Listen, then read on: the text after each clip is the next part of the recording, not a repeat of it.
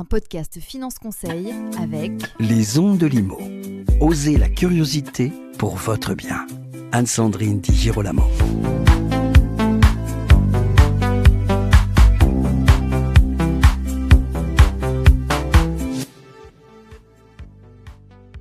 Aujourd'hui, dans ce nouvel épisode, on va parler d'un sujet qui inquiète parfois et qui est également envisagé de façon un petit peu brouillonne par certains. Je veux parler de la fiscalité de l'immobilier locatif. Quand on achète un bien pour le louer, pour le mettre en location, on se demande comment seront imposés les revenus locatifs. Est-ce qu'il faut acheter en nom propre, choisir la location nue ou la location meublée, passer par une société? Quel régime fiscal sera le plus intéressant? Et en effet, un même bien immobilier peut relever de régimes fiscaux totalement différents selon la façon dont il est détenu et exploité. Alors, pour nous aider à y voir plus clair aujourd'hui, je reçois aujourd'hui Michel Botorel, qui est spécialiste de l'immobilier locatif et de la fiscalité immobilière chez Score Gestion de Patrimoine, qui fait partie du groupe Finance Conseil. Bonjour Michel Botorel. Bonjour Anne-Sandrine. Avant toute chose, je crois qu'il est très important de comprendre comment fonctionnent les revenus locatifs. Pourquoi est-ce que c'est intéressant de commencer par là ? C'est hyper important parce que si on ne comprend pas aujourd'hui la fiscalité ou le mode sur lequel la fiscalité s'applique sur les revenus locatifs, on aura du mal à faire une sélection vraiment adaptée et individualisée. Oui, et la matière est assez fournie. Oui, elle est très vaste. On a la chance, entre guillemets, d'avoir aujourd'hui des fiscalités qui peuvent répondre à plusieurs objectifs, plusieurs thématiques. Parfois complexe, mais c'est important de la vulgariser. Alors, ce qui est important aussi, je crois, avoir compris les choses ainsi, c'est que oui, on parle souvent de rendement locatif, mais en fait, derrière, on a une question de fiscalité. Et c'est cette question-là qui est extrêmement technique, qu'il est important d'appréhender, c'est ça ? Exactement. En général, dans l'immobilier, on parle tout le temps de rendement locatif. Oui. Alors, c'est très bien, mais ce n'est pas suffisant. En effet, le rendement locatif, c'est un indicateur, un index qui permet de voir une performance locative par rapport à l'achat d'un bien, où on tient compte de l'achat du bien et du montant de loyer. Oui. Mais ce n'est pas suffisant. On ne parle pas de performance financière, car on ne sait pas si on a eu un emprunt, si on fait un apport. On ne parle pas de fiscalité. Et ces deux éléments-là jouent énormément sur la rentabilité financière réelle et effective. Et alors justement, on va aller dans le concret et on va prendre un exemple.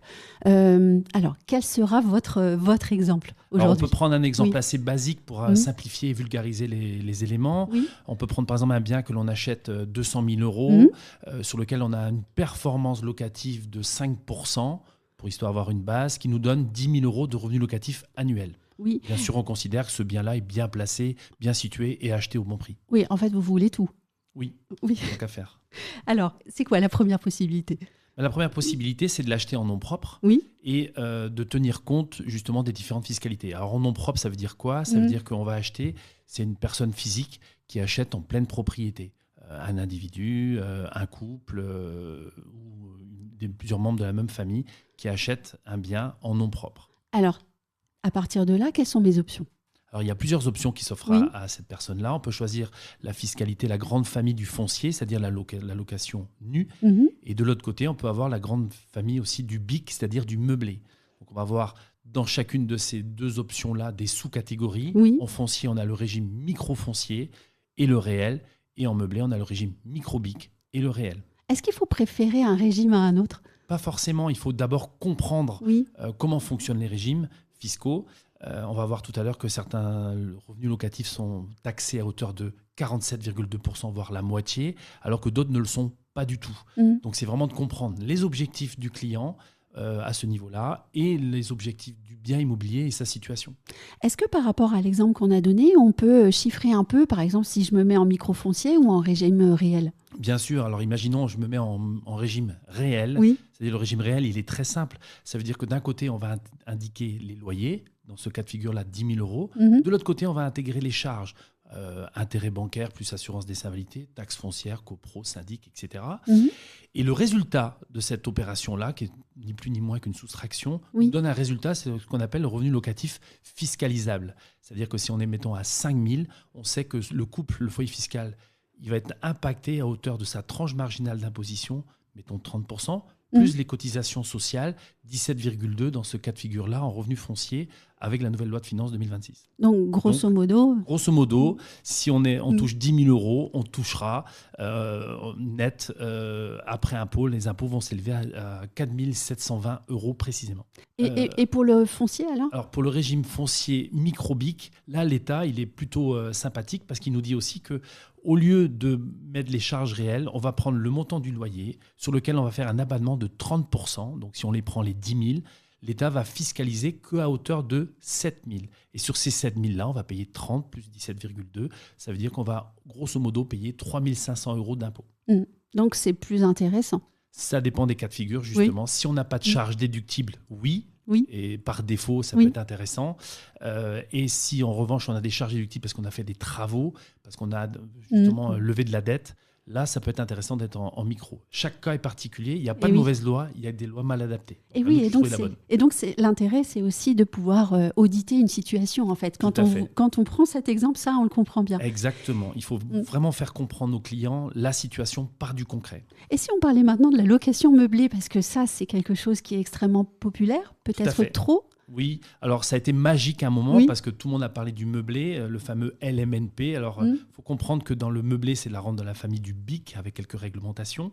Et on a deux options encore là, le micro-BIC et le réel.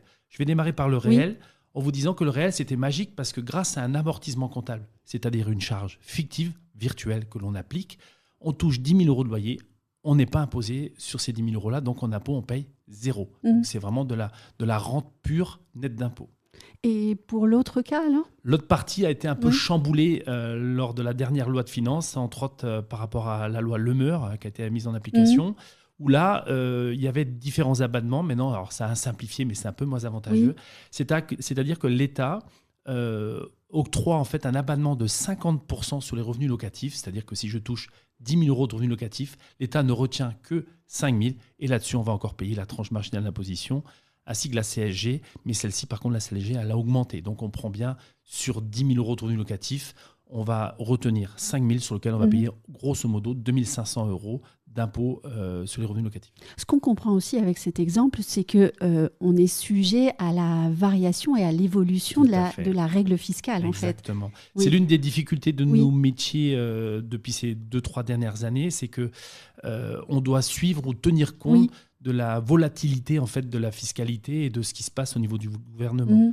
Donc on est obligé de tenir justement cette partie-là en disant il faut qu'on trouve des portes de sortie, d'où la subtilité de bien comprendre les objectifs du client et de bien appréhender les différentes options possibles ou plausibles. Vous, votre métier, c'est de faire un audit de cette situation-là ? Tout à fait. Alors c'est là aussi que nous, on prend du plaisir parce qu'on vient aider les gens en disant notre métier premier, c'est de comprendre à qui on a affaire, quels sont leurs patrimoines existants et quels sont leurs objectifs à court, moyen, long terme. Et à partir de là, on définit justement quel cadre est le plus approprié ou le moins pénalisant pour répondre à leurs objectifs. C'est la clé, en fait. Oui, répondre à leurs objectifs aussi dans un moment T, en fait. Exactement. Parce que, encore une fois, on a dit la loi fiscale qui change tous les ans avec cette fameuse loi de finances, mais au surplus, on est quand même dans une période qui est assez bousculée quand même. Il y a Je ne sais pas si je peux le dire comme ça, mais la stabilité fiscale, c'est quand même un grand rêve. Eh ben, oui. Et puis l'instabilité, par contre, c'est une réalité. Et aujourd'hui, on se rend compte que si on a 30 ans, on n'a pas les mêmes objectifs et puis pas le même profil de voir l'avenir. Donc, on peut emprunter, on peut partir sur des travaux, etc.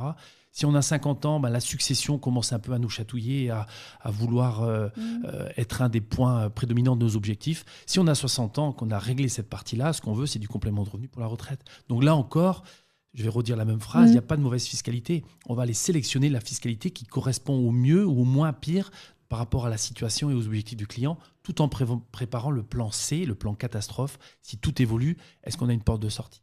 Et vous avez nommé le mot magique transmission, ça me fait une transition toute faite. On peut parler maintenant de l'acquisition via une société. Tout à fait. Alors là aussi, c'est un sujet qui est... tout le monde connaît, mais en réalité, les deux points forts d'une société immobilière, c'est d'abord la protection des associés, grâce au statut et à ce qu'on y met dedans, et la transmission. C'est deux sujets qui sont parfois un peu galvaudés parce qu'on parle de fiscalité. En effet, il y a l'IR, c'est-à-dire l'impôt sur le revenu ou l'IS, mais les deux socles majeurs d'une société, c'est bien la protection et la transmission. Il faut se dire que des statuts de société, c'est un contrat avec un mode d'emploi et des règles du jeu.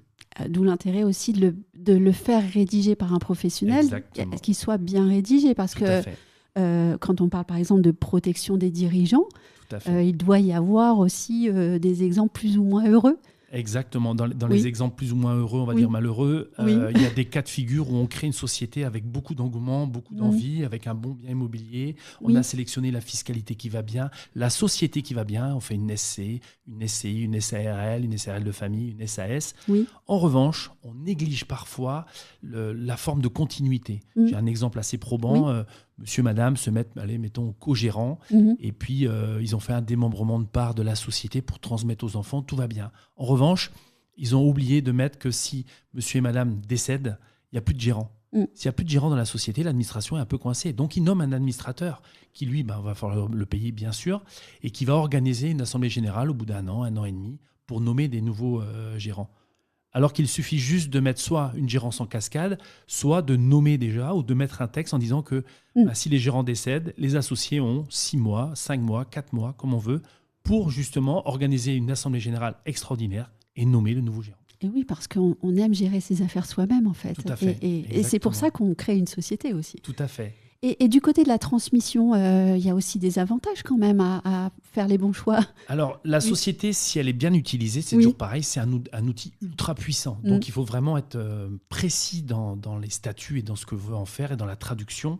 Mais en effet, aujourd'hui, dans la transmission, on peut aujourd'hui transmettre la nue propriété, donc démembrer les parts, transmettre la nue propriété d'une société, permettant justement aux héritiers de récupérer la pleine propriété de cette société et de tout ce qu'il y a dedans pour pas un centime. Oui. Quelles sont les erreurs commises le plus fréquemment, alors fiscalement parlant, selon vous ? Le plus fréquemment, selon moi, c'est des discussions parfois qu'on a avec son voisin lors d'un barbecue, ou bien qu'on constate qu'on a vu une émission qui parle de la société civile, et puis on se dit, mon voisin en a fait une, je ne suis pas plus con que mon voisin, voire même moins, donc je vais en faire une également. Mais en fait, votre voisin, il n'a pas la même situation, il n'a pas le même âge, il n'a pas les mêmes objectifs, il n'a peut-être pas les mêmes moyens.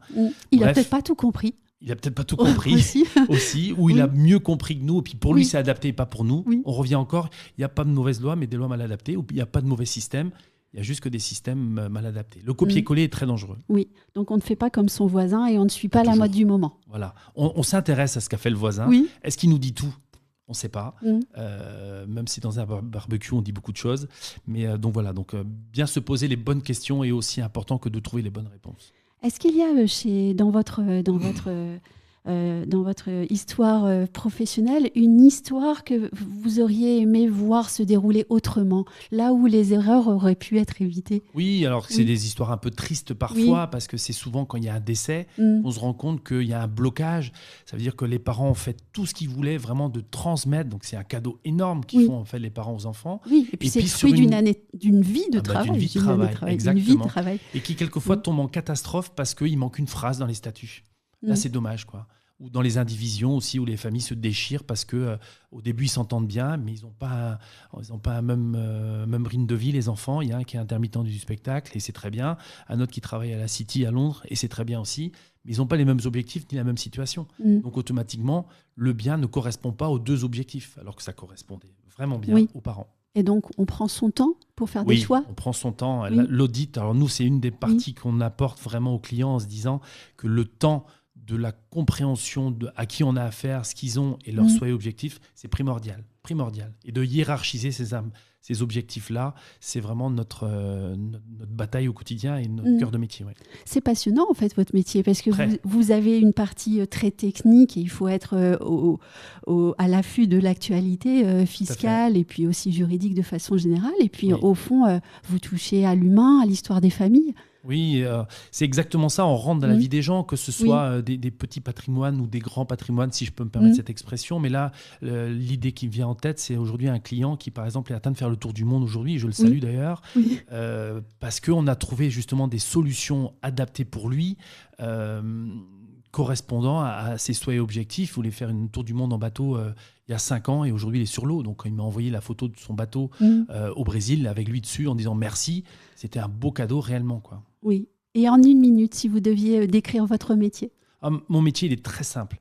Même si on s'est entouré de complexité, mon métier, c'est vraiment l'audit patrimonial en se disant qu'aujourd'hui, on veut comprendre qui on a en face de nous. Je suis marié, pas marié, divorcé, remarié, etc. Qu'est-ce que j'ai comme patrimoine ? J'ai un peu de liquidité, j'ai 1 ou 2 biens immobiliers en location, mais surtout, quels sont mes souhaits et objectifs ? Et là, on va hiérarchiser vraiment les souhaits et objectifs. Et c'est là que nous, on intègre vraiment la famille, on boit le café, on est des buveurs de café. Et derrière, on va trouver justement les solutions. Est-ce qu'on met une société en place ? Est-ce qu'on met un démembrement, une donation ? Est-ce qu'on fait un bout d'assurance vie ? Parce que c'est un outil magique aussi pour la transmission. Est-ce qu'on achète un bien immobilier ancien avec des travaux, du neuf en VFA, avec les points de vigilance qu'il faut avoir, etc. Donc là, on est vraiment dans notre cœur de métier et c'est là-dedans qu'on s'éclate. Et je suppose quel plaisir de recevoir ces SMS, d'un bateau ou d'ailleurs, hein, mais c'est l'alarme qui arrive en fait. Oui, parce que c'est un dirigeant, Mm. un très beau chef d'entreprise qui était très méfiant au départ parce que justement, besoin de tout comprendre, tout décortiquer. Donc on est rentré vraiment dans le moteur, dans le réacteur, on peut dire. Et puis aujourd'hui, il est sur son bateau, il est détendu, il est en short. Je ne l'ai jamais vu en short, évidemment. Et il est content parce que son objectif est atteint. Donc génial. Alors, on lui dit coucou. Et puis, un grand merci pour tous ces éclairages. De rien, avec plaisir. Et merci à vous qui nous avez regardés. Si vous avez aimé ce podcast, n'oubliez pas de le liker, de le partager sur les réseaux. Je vous remercie par avance. Et puis, je vous dis à très bientôt pour un nouvel épisode.